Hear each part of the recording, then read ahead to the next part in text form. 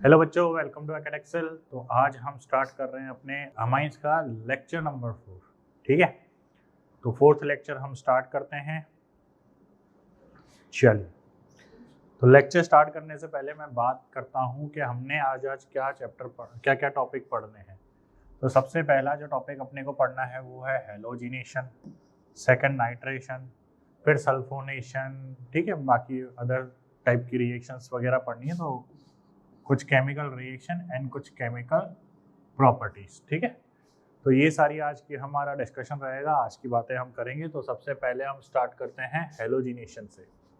ठीक है, तो हेलोजिनेशन की अगर हम बात करें तो देखो, in polar and non polar medium chlorine and bromine react with aniline and form trichloro and tribromo aniline.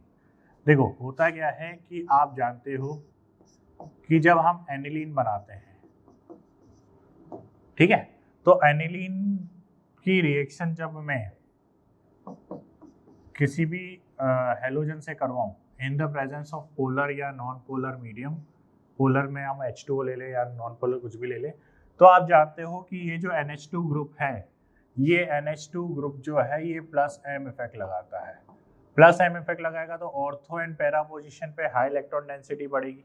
ठीक है, इलेक्ट्रॉन डेंसिटी ज़्यादा होगी ऑर्थो एंड पैरा पोजिशन पे। तो यानी कि यहाँ पे जो इलेक्ट्रोफिलिक एडिशन रिएक्शन होगी, ठीक है, यहाँ पे जो आपको प्रोडक्ट मिलेगा वो ट्राई सब्सटीट्यूटेड मिलता है। क्या मिलता है? ट्राई सब्सटीट्यूटेड मिलता है, यानी कि यहाँ पर भी बी आर मिलेगा, यहाँ पर भी बी आर मिलेगा, यहाँ पर भी बी आर मिलेगा। ठीक है, तो इस तरीके से कुछ आपको रिएक्शन मिलती है। वहीं अगर मान लीजिए आपने Br2 की जगह Cl2 लिया होता,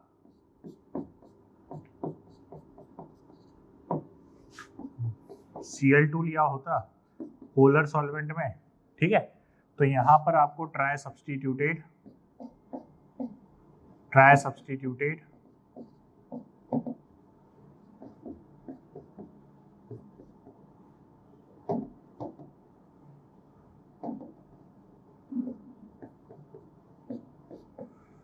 ट्राइक्लोरो सब्सटीट्यूटेड एनिलीन मिलती। ठीक है, ये क्यों मिल रही है? क्योंकि यहाँ पर ये जो NH2 ग्रुप है इसका बहुत ज़्यादा strong plus M effect show होता है। तो आप जानते हो कि प्लस एम इफेक्ट से ऑर्थो और पैरा पोजिशन पे नेगेटिव चार्ज की डेंसिटी बढ़ जाती है। ठीक है, और अगर आप नॉन पोलर में भी करते हैं, चाहे आप इसको पोलर में करो और नॉन पोलर में करो, भाई पोलर और नॉन पोलर सॉल्वेंट किसी में भी करो, और नॉन पोलर सॉल्वेंट, चाहे आप इसको पोलर सॉल्वेंट में करो चाहे नॉन पोलर सॉल्वेंट में करो, आपको मिलेगा यही। ठीक है, चलिए, फिर उसके बाद अगली बात कि अगर मान लीजिए कि आपको तो यहाँ पे तो आपको ट्राई सब्सटीट्यूटेड मिल रहा है, ठीक है, यहाँ पर तो आपको ट्राई सब्सटीट्यूटेड एनिलीन मिल रही है। ठीक है, लेकिन अगर आपको मोनो सब्सटीट्यूटेड चाहिए, मतलब आप तो ये चाहते हो कि यार एक ही क्लोरीन जुड़े या एक ही ब्रोमीन जुड़े, तो फिर उसके लिए क्या करना पड़ेगा? तो उसके लिए हमें इसका ये जो प्लस एम इफेक्ट है इसको कम करना पड़ेगा। अब इसको कम कैसे किया जाएगा? तो इसको कम किया जाएगा बाय एसाइलेशन। ठीक है, तो देखो अगला ये line, for mono substituted aniline we have to decrease the plus M effect of NH2 group.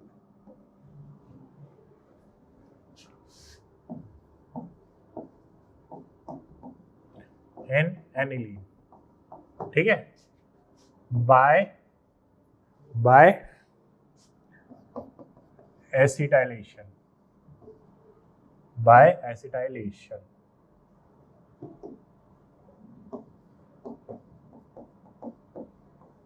ठीक है, एसिटाइलेशन करवा के हम जो है NH2 ग्रुप की जो प्लस एम इफेक्ट है उसको कम कर सकते हैं।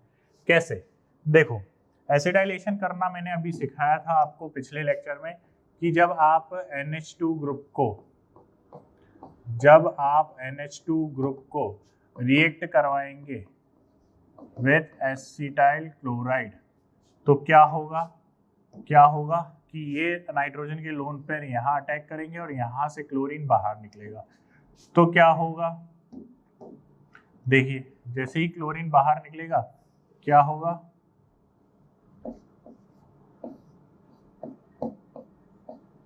ये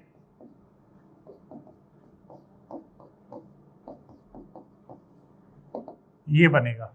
ठीक है, अब यहाँ पे एक चीज नोटिस करो कि यहाँ पर ये जो लोन पेयर है ये बेंजीन के साथ भी कॉन्जुगेशन में जा रहे हैं और साथ ही साथ कार्बोनिल ग्रुप के साथ भी कॉन्जुगेशन में जा रहे हैं। और आप जानते हो कि कार्बोनिल जो है वो स्ट्रॉन्ग विड्रॉइंग ग्रुप है, तो ये अपनी तरफ ज्यादा खींचेगा। ठीक है, कार्बोनिल जो है नाइट्रोजन के लोन पेयर को अपनी तरफ ज्यादा खींचेगा, तो अगर वो अपनी तरफ ज्यादा खींचेगा तो यहाँ पे जो नेगेटिव चार्ज जनरेट होने वाला है on ortho and para position of benzene वो कम होगा। वो अगर कम होगा तो आपको लेस सब्स्टिट्यूटेड प्रोडक्ट मिलेगा।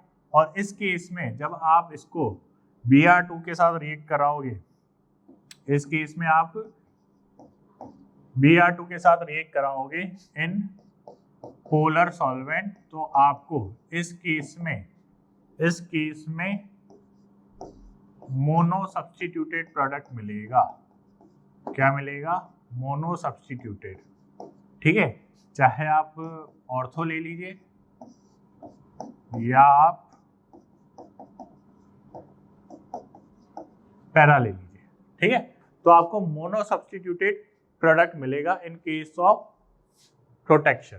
ठीक है, एसिटाइलेशन कह लो या इसको हम प्रोटेक्शन भी कहते हैं। इस प्रोसेस को क्या कहते हैं, protection of NH2 group.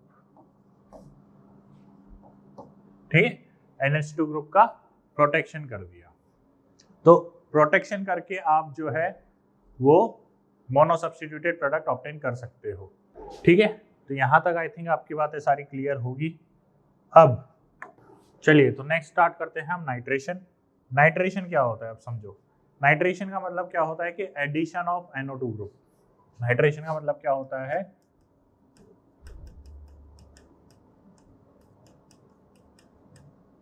NO2 group. ठीक है, अब आपने ये इलेक्ट्रोफिलिक सब्स्टिट्यूशन रिएक्शन में पढ़ रखा है कि नाइट्रेशन कौन सी रिएक्शन है, इलेक्ट्रोफिलिक सब्स्टिट्यूशन रिएक्शन, यानी कि यहाँ पे NO2+ बनाना पड़ेगा आपको। अब NO2+ कैसे बनाना है, क्या इसका प्रोसीजर होता है, तो पहले मैं यहाँ पे रिएक्शन लिख देता हूँ, रिएक्शन क्या होती है। तो रिएक्शन देखिए क्या होती है, ये लिया आपने एनिलीन, एनिलीन को आप रिएक्ट कराते हो विथ HNO3। ठीक है, in the presence of fumes of H2SO4। ठीक है, कुछ अमाउंट में आप H2SO4 भी लेते हो, तो उससे जो आपको प्रोडक्ट मिलता है यहाँ पर वो आपको मिलता है एक तो ये, ठीक है, जो मेजर प्रोडक्ट होता है, और साथ में एक मिलता है आपको ऑर्थो सब्स्टिट्यूटेड प्रोडक्ट।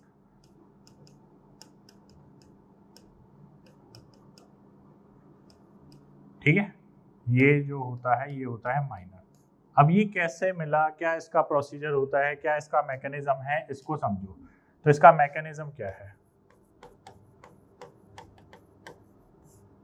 देखो मेरी बात को ध्यान से सुनना। मैकेनिज्म समझो कि जब आप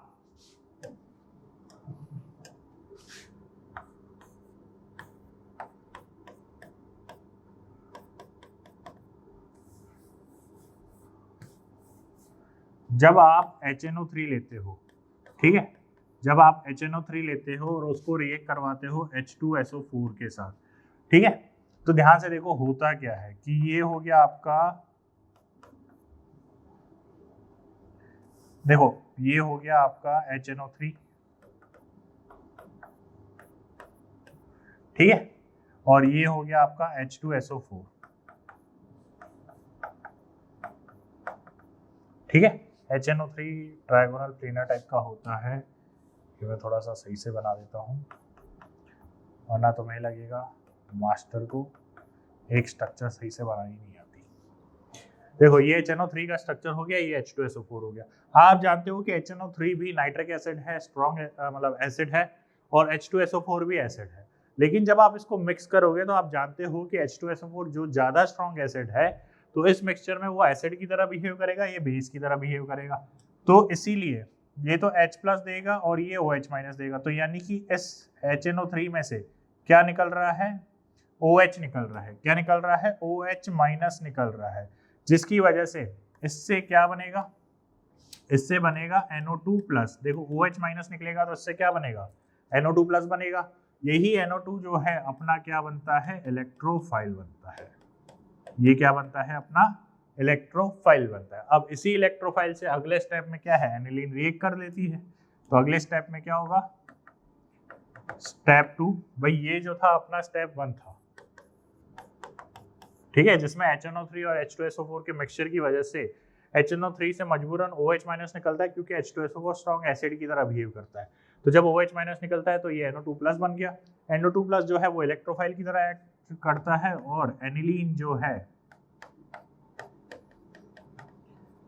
अब एनिलीन जो है इसकी कमजोरी का फायदा उठाता है, और इसके प्लस एम इफेक्ट की वजह से आप जानते हो कि जो नेगेटिव चार्ज है वो ऑर्थो एंड पैरा पोजीशन पे ज्यादा है, तो ऑर्थो से भी अटैक कर लेता है एक बार और पैरा से भी अटैक कर लेता है एक बार।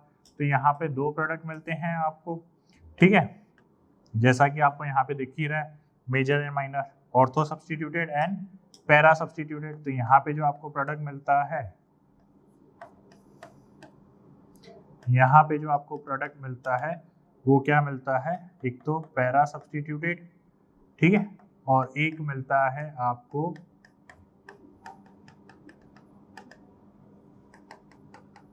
ऑर्थो सब्सटीट्यूटेड, ठीक है। तो पैरा सब्सटीट्यूटेड जो है वो होता है आपका मेजर प्रोडक्ट, और ऑर्थो सब्सटीट्यूटेड जो होता है वो होता है आपका माइनर प्रोडक्ट। बात समझ में आई? तो ये कुछ सिचुएशन रहती है नाइट्रेशन के दौरान, ठीक है। तो ये था नाइट्रेशन का मैकेनिज्म। अब नेक्स्ट चलते हैं अपन सल्फोनेशन। सल्फोनेशन क्या होता है? तो addition of SO3H group is called sulfonation, ठीक है। तो SO3H ग्रुप का जो एडिशन करते हैं उसे हम सल्फोनेशन कहते हैं। बात समझ में आई? अब देखो ध्यान से कि SO3H ऐड कैसे किया जाता है। तो पहले वही जनरल रिएक्शन लिख लेते हैं कि ये रहा अपनी एनिलीन, ठीक है। एनिलीन के साथ हम क्या लेते हैं? एनिलीन के साथ हम लेते हैं फ्यूम्स ऑफ H2SO4, ठीक है। इससे हमें क्या ऑब्टेन होता है? इससे हमें ऑब्टेन होता है, देखिए, तो देखो यहाँ पे मैकेनिज्म को समझो। यहाँ पे एक पैरा सल्फोनेटेड प्रोडक्ट ही ऑब्टेन होता है,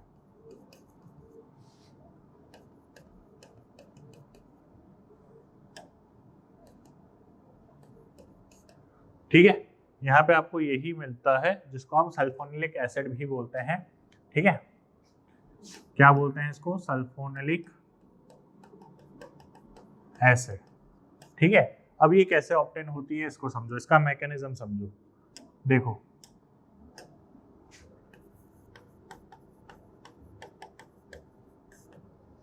होता क्या है, देखो हमने ली एनिलीन, ठीक है। एनिलीन के साथ हमने यहाँ पर क्या यूज किया है? H2SO4 यूज किया है। तो देखो H2SO4 से हमें इलेक्ट्रोफाइल बनाना है। अब H2SO4 से इलेक्ट्रोफाइल कैसे बनेगा? तो देखो जब हम H2SO4 यूज करते हैं,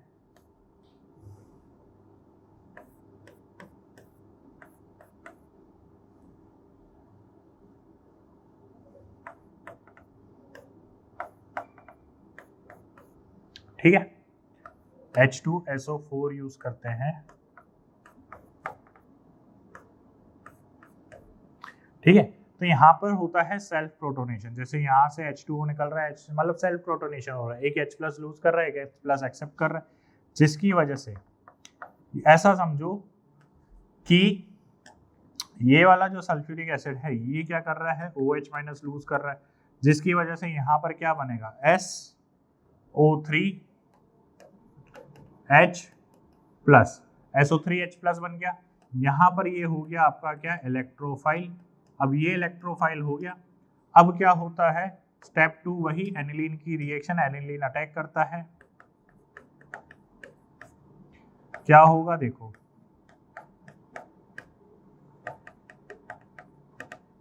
अब यहाँ पर क्या होता है कि एनिलीन अटैक करता है, लेकिन एनिलीन जो अटैक करता है वो नाइट्रोजन से अटैक करता है। कहाँ से अटैक करता है, नाइट्रोजन से अटैक करेगा। और जब नाइट्रोजन से अटैक करता है तो यहाँ पे आपको प्रोडक्ट मिलता है क्या, ये,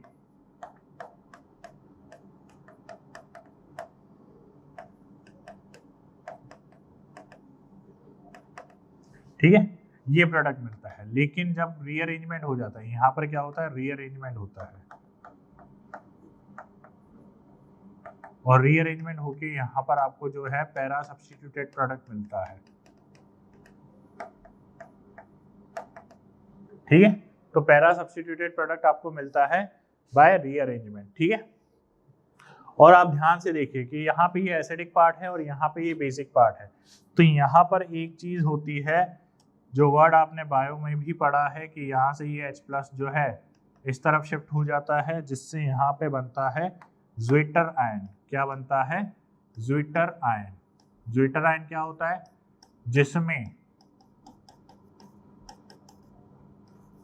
जिसमें positive charge and negative charge दोनों प्रेजेंट हो, उसको हम क्या कहते हैं, ज्विटर आयन कहते हैं, ठीक है। ज्विटर आयन प्रेजेंट होता है, तो यहाँ पर ये आपका बन गया ज्विटर आयन, ठीक है। तो ये हो गई आपकी सल्फोनेशन की बात। किसकी बात, सल्फोनेशन की बात, ठीक है। अब नेक्स्ट कैटालिटिक हाइड्रोजनेशन। बेसिकली यहाँ पर हम कर क्या रहे हैं, बेसिकली हम यहाँ पर रिडक्शन कर रहे हैं, ठीक है। तो रिडक्शन में क्या होता है, एडिशन ऑफ हाइड्रोजन। तो यानी कि जब आप एनिलीन लोगे, ठीक है, आपने यहाँ पर एनिलीन ली, और एनिलीन का जब आप रिडक्शन कर रहे हो इन द प्रेजेंस ऑफ निकल एंड हाई टेम्परेचर, ठीक है, ये हाई टेम्परेचर की वजह से ही निकल जो है रिडक्शन कर पा रहा है। अदरवाइज बेंजीन की रिडक्शन करने की ताकत अच्छों की नहीं है, केवल एक ही है बर्च रिडक्शन, जिसमें आपको बेंजीन की रिडक्शन देखने को मिलती है। अदरवाइज कोई भी ऐसा रिएजेंट नहीं है जो इसका रिडक्शन कर दे आसानी से, ठीक है। तो ये रिडक्शन होता है, तो 3 बॉन्ड गायब हो रहे हैं, तो टोटल 6 हाइड्रोजन चाहिए, तो 3H2 आ जाएगा, ठीक है। तो ये हो गया कैटालिटिक रिडक्शन। तो कौन करता है, निकल in presence of high temperature, ठीक है। तो ये हो गया आपका कैटालिटिक हाइड्रोजनेशन की बातें। नेक्स्ट है general method of preparation of nitrobenzene. किसकी, नाइट्रोबेंजीन। अब नाइट्रोबेंजीन स्टार्ट हो रहा है यहाँ से, ठीक है। अब नाइट्रोबेंजीन होता क्या है, तो नाइट्रोबेंजीन होता है जब बेंजीन के ऊपर NO2 ग्रुप लगा हुआ हो, ठीक है। तो बेंजीन के ऊपर जब NO2 ग्रुप लगा हुआ होता है तो इसको क्या बोलते हैं हम, नाइट्रोबेंजीन। तो अल्टीमेटली क्या कर रहे हैं हम, बेंजीन के ऊपर नाइट्रेशन ही तो कर रहे हैं। NO2 ग्रुप क्या था, नाइट्रेशन ही तो था। अभी हमने नाइट्रेशन पढ़ा है, और नाइट्रेशन हम कैसे करते हैं, HNO3 और H2SO4 की हेल्प से। तो लैब मेथड में भी हम यही करते हैं, क्या करते हैं कि बेंजीन ले लेते हैं, बेंजीन के साथ हमने ले लिया HNO3 और H2SO4, जिससे वही HNO3 से क्या बन जाएगा, NO2+ बन जाएगा। बेंजीन अटैक कर देगी, न्यूक्लियोफिलिक अटैक कर देगी, और यहाँ पर NO2 ऐड हो जाएगा, ठीक है। तो इस तरीके से नाइट्रोबेंजीन प्रिपेयर करी जाती है इन लैब, ठीक है। इन लैब इस तरीके से प्रिपेयर करी जाती है, ठीक है। और उसके बाद हम बात कर रहे हैं डायजोनियम सॉल्ट से। तो डायजोनियम सॉल्ट से कैसे प्रिपेयर करी जाती है, तो डायजोनियम सॉल्ट से प्रिपेयर, देखो पहले तो अपन ये बात कर लेते हैं डायजोनियम सॉल्ट होता क्या है। तो डायजोनियम सॉल्ट अगर नहीं पता आपको, तो यानी कि आपने पिछला लेक्चर नहीं देखा है। पिछले लेक्चर में मैंने बाकायदा आपको सैंडमेयर रिएक्शन, गटरमान रिएक्शन, जो बाकायदा जिनका इंटरमीडिएट जो है डायजोनियम सॉल्ट होता है वो अच्छे से बताया है, ठीक है। तो डायजोनियम सॉल्ट की हेल्प से हम करते हैं, यहाँ पर हम क्या ले लेते हैं, यहाँ पर हम ले लेते हैं NaBF4, ठीक है, और साथ में ले लेते हैं HNO2। तो यहाँ से हमें मिलता है नाइट्रेशन, साथ में NaCl एंड BF3 और HF। ठीक है, तो ये रहा नाइट्रोबेंजीन। इस तरीके से डायजोनियम सॉल्ट से हम प्रिपेयर करते हैं। तो NO2 का डोनर NO2 कहाँ से आएगा? NO2 हमें मिलता है HNO3 की हेल्प से या HNO2 की हेल्प से। ठीक है, तो यहाँ पर हमें इसकी हेल्प से मिल रहा है। यहाँ पर बात समझ में आई? चलिए, फिर उसके बाद अगर मैं नाइट्रोबेंजीन की फिजिकल प्रॉपर्टीज की बात करूं, तो नाइट्रोबेंजीन की फिजिकल प्रॉपर्टीज की अगर मैं बात करूं तो नाइट्रोबेंजीन जो है वो येलो ऑयली लिक्विड होता है। कैसा होता है? येलो ऑयली लिक्विड होता है। इसकी स्मेल जो है बिटर आलमंड जैसी होती है। उसके बाद ये वॉलेटाइल नेचर का होता है। ठीक है, वॉलेटाइल नेचर का मतलब फटाफट उड़ता रहता है, एवापोरेट होता रहता है। ठीक है, और इसकी जो वेपर्स है ये पॉइजनस होती है। तो नाइट्रोबेंजीन कैसी होती है? पॉइजनस होती है। ठीक है, उसके बाद ये वाटर से ज़्यादा हैवी होता है। इसका बॉइलिंग पॉइंट 211 डिग्री सेल्सियस होता है। और बेंजल्डिहाइड और नाइट्रोबेंजीन की जो स्मेल है वो सेम होती है। ये स्टेटमेंट वाले क्वेश्चंस में पूछा जा सकता है कि बेंजल्डिहाइड और नाइट्रोबेंजीन की जो स्मेल है वो सेम होती है। बात समझ में आई? चलिए, फिर इसके बाद नेक्स्ट हम बात करते हैं। तो देखो, नेक्स्ट अपन बात करते हैं केमिकल प्रॉपर्टीज ऑफ नाइट्रोबेंजीन। ठीक है, तो नाइट्रोबेंजीन की अगर केमिकल प्रॉपर्टीज की बात करें तो देखो, due to NO2 functional group,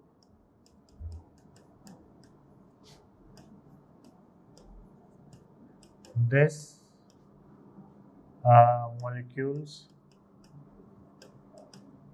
reactivity increases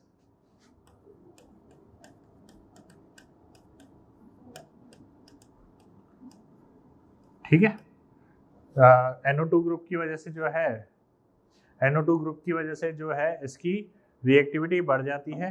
अब ये कौन सी टाइप ऑफ रिएक्शन शो करता है? तो टाइप्स ऑफ रिएक्शन की अगर हम बात करें,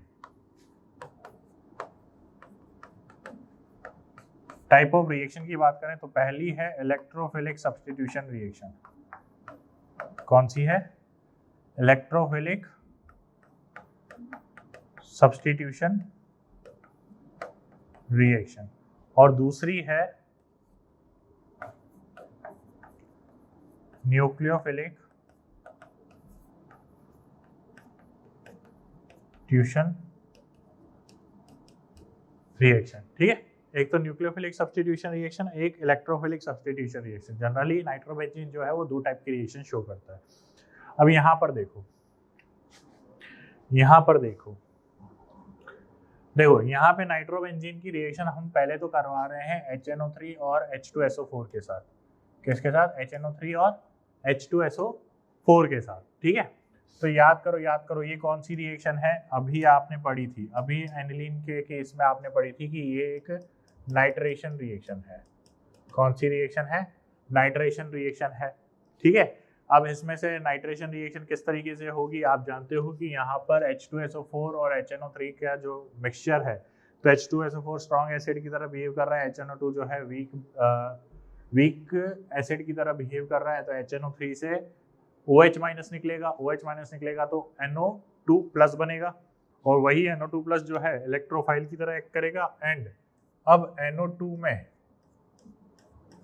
आप जानते हो कि NO2 जो है वो विड्रॉइंग ग्रुप है। कैसा ग्रुप है? विड्रॉइंग ग्रुप है। तो अगर ये इलेक्ट्रॉन विड्रॉइंग ग्रुप है तो यानी कि ऑर्थो और पैरा पोजीशन पे तो कौन सा चार्ज है? पॉजिटिव चार्ज है। तो अब यहाँ से इससे जो NO2 प्लस बन रहा है वो NO2 प्लस पे अटैक कहाँ से होगा? तो उस NO2 प्लस पे अटैक होगा मेटा पोजीशन से। कहाँ से होगा? मेटा पोजीशन से होगा। और यहाँ पे जो आपको प्रोडक्ट मिलेगा,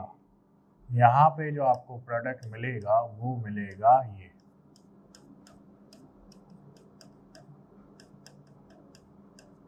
ठीक है, ये प्रोडक्ट मिलेगा। और अगर मान लीजिए HNO2 थोड़ा सा एक्सेस में ले रखा है तो आपको एज अ प्रोडक्ट ये भी मिल सकता है।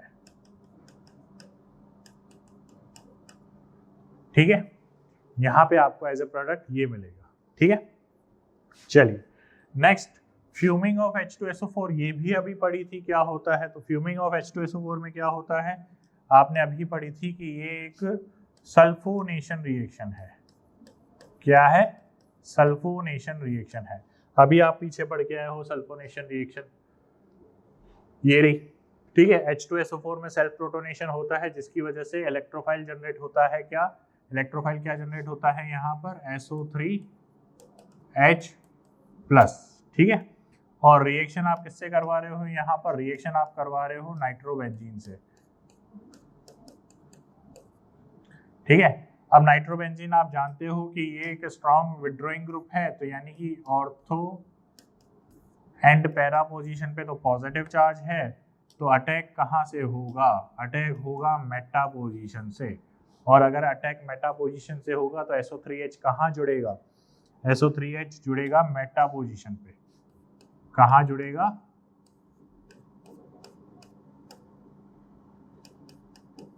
मेटा पोजीशन पे,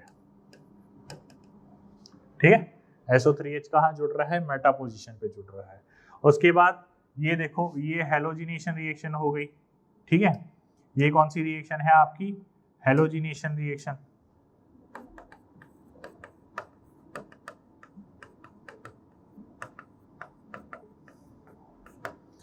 ठीक है। इसमें क्या होता है? इसमें देखो, इसमें रिएक्शन क्या हो रही है? इसमें रिएक्शन हो रही है आपकी कि आप नाइट्रोबेंजीन को रिएक्ट करवा रहे हो with Cl2 in the presence of AlCl3, ठीक है। तो यहाँ पर होगा क्लोरीनेशन, एंड क्लोरीनेशन जो होगा वो होगा मेटा पोजीशन पे। कहाँ होगा? मेटा पोजीशन पे। अब ये जो हेलोजिनेशन रिएक्शन है, ये मैं आपको विथ मैकेनिज्म समझाता हूँ। देखो यहाँ पे मैं लिख रहा हूँ हेलोजिनेशन। देखो होता क्या है कि आपने अभी रिएक्शन जो देखी वो देखी कुछ ये वाली, पूरी कंप्लीट रिएक्शन में मैकेनिज्म के साथ करवा रहा हूँ। Cl2 in the presence of AlCl3, ठीक है। और यहाँ पे आपको प्रोडक्ट मिला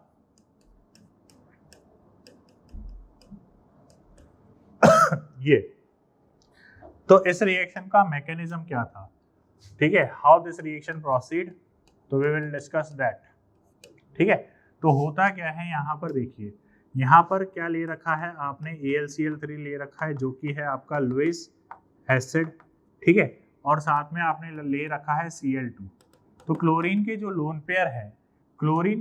पेयर हैं वो सीधा जाके डोनेट होते हैं एल्यूमिनियम की वैकेंट ऑर्बिटल में। आप जानते हो एल्यूमिनियम के पास वैकेंट ऑर्बिटल है, ठीक है। तो जिससे होता क्या है, उससे ये होता है कि ये इलेक्ट्रॉन, ये जो क्लोरीन है, कंप्लीटली किसके पास चला जाता है? AlCl3 के पास। कंप्लीटली AlCl3 के पास चला गया, तो यहाँ से क्या बन गया? Cl+ and AlCl4-। क्या बन गया? AlCl4-। तो यहाँ से ये जो Cl+ बना, यही आपका क्या है? इलेक्ट्रोफाइल। क्या है ये आपका? इलेक्ट्रोफाइल। अब यहाँ से रिएक्शन होती है किसके साथ? इलेक्ट्रोफाइल की नाइट्रोबेंजीन के साथ। तो नाइट्रोबेंजीन ये रही,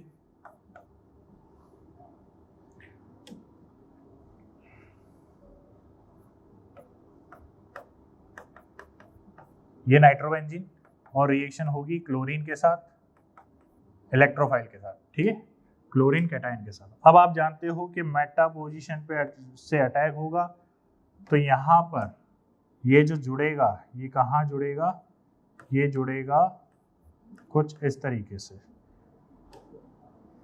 ये क्लोरीन, ठीक है। यहाँ पॉजिटिव चार्ज जनरेट हो गया, ये,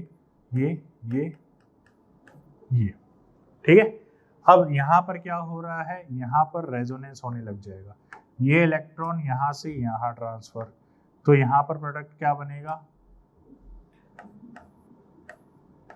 ध्यान से देखिएगा, ये पॉजिटिव चार्ज, ये NO2+ एंड ये पॉजिटिव चार्ज यहाँ आ गया, ठीक है। और ये क्लोरीन यहाँ जुड़ा हुआ है, ठीक है। फिर उसके बाद नेक्स्ट क्या होगा? यहाँ पर ये पॉजिटिव, ये पाई बॉन्ड यहाँ ट्रांसफर होगा, देन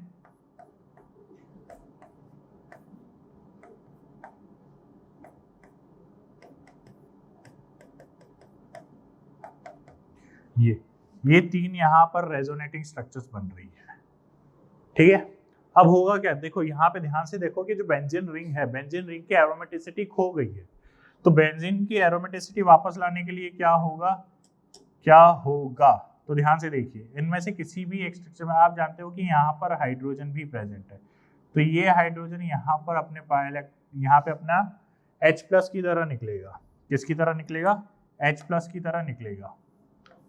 यहाँ से ये H+ की तरह निकला और एरोमेटिसिटी वापस आई, तो यहाँ पर आपको जो प्रोडक्ट मिलेगा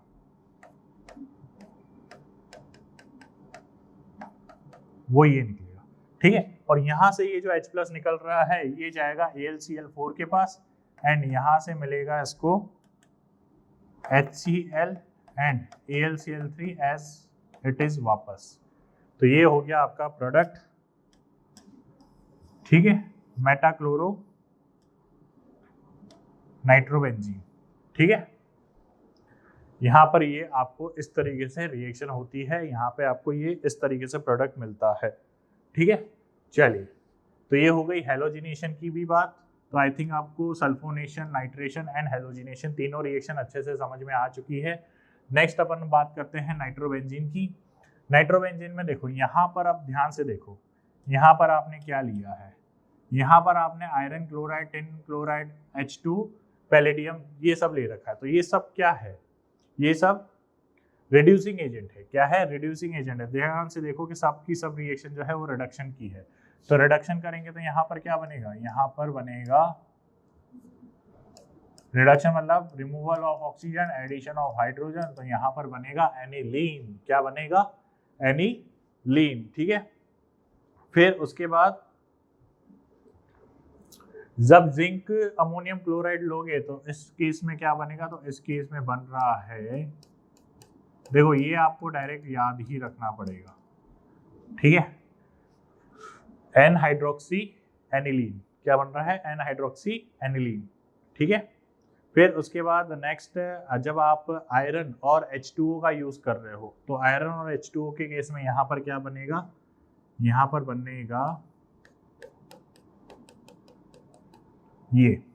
ठीक है, NO2 ये। अब देखो यहाँ पर हो रहा है इलेक्ट्रोलाइटिक रिडक्शन, यानी कि जब आप डाइल्यूट H2SO4 ले रहे हो और जब आप कंसंट्रेटेड H2SO4 ले रहे हो, तो जब आप डाइल्यूट H2SO4 ले रहे हो तो यहाँ पे रिडक्शन हो रहा है, एंड यहाँ पे सिंपली आपको एनिलीन ऑब्टेन हो रहा है। और जब आप कंसंट्रेटेड H2SO4 ले रहे हो तो यहाँ पर आपको मिल रहा है क्या, एन हाइड्रोक्सी एनिलीन, और इसमें होता है रीअरेंजमेंट। क्या होता है इसमें, रीअरेंजमेंट, और इस रीअरेंजमेंट की वजह से यहाँ पर आपको मिलता है पैरा हाइड्रोक्सी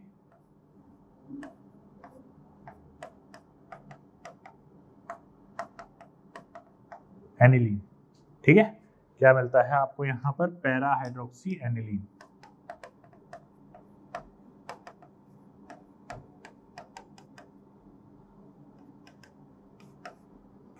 ठीक है, और जब आप CH3OH और NaOH का यूज करते हो, ठीक है, जब आप CH3 और इसका यूज करते हो तो आपको मिलता है यहाँ पे एजोबेंजीन।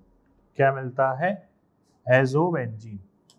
अब एजोबेंजीन क्या होता है, तो ध्यान से देखिए, जब ये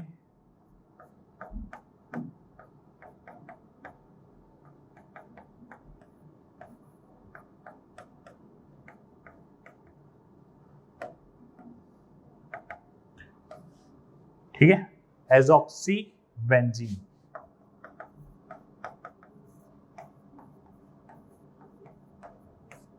ठीक है, ये मिलता है एजॉक्सीबेंजीन। ठीक है, तो ये कुछ जनरल रिडक्शन वाली रिएक्शंस हैं जो आपको ध्यान रखनी है। ठीक है, और इसको हम बायोमोलिकुलर रिडक्शन भी बोलते हैं।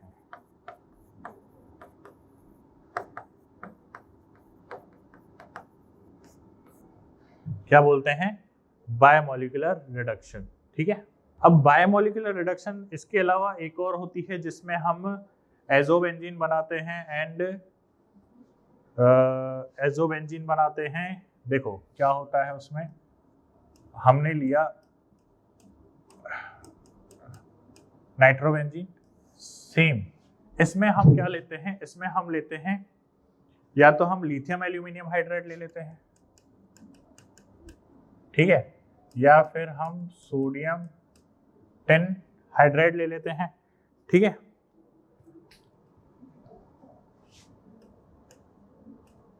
ये ले लेते हैं, ठीक है। तो यहाँ पे जो आपको प्रोडक्ट मिलता है वो मिलता है कुछ ये,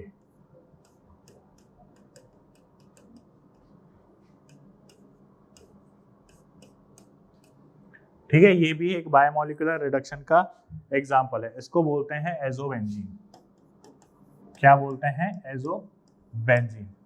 जब यहाँ पे ऑक्सीजन होता है इसको एजॉक्सीबेंजीन बोलते हैं और इसको बोलते हैं एजोबेंजीन, ठीक है।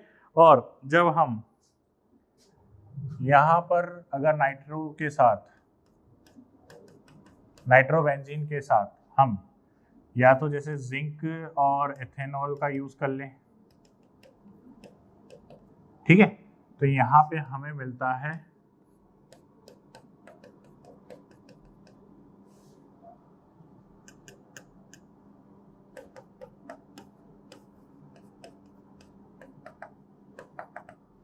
ये, ठीक है। इसको क्या बोलते हैं?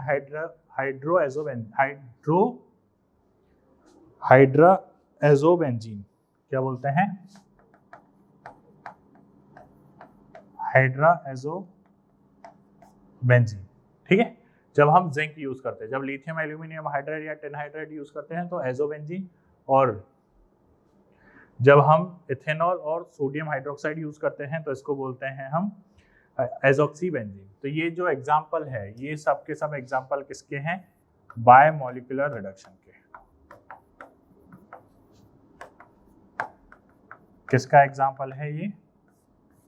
बायोमोलिकुलर रिडक्शन, ठीक है।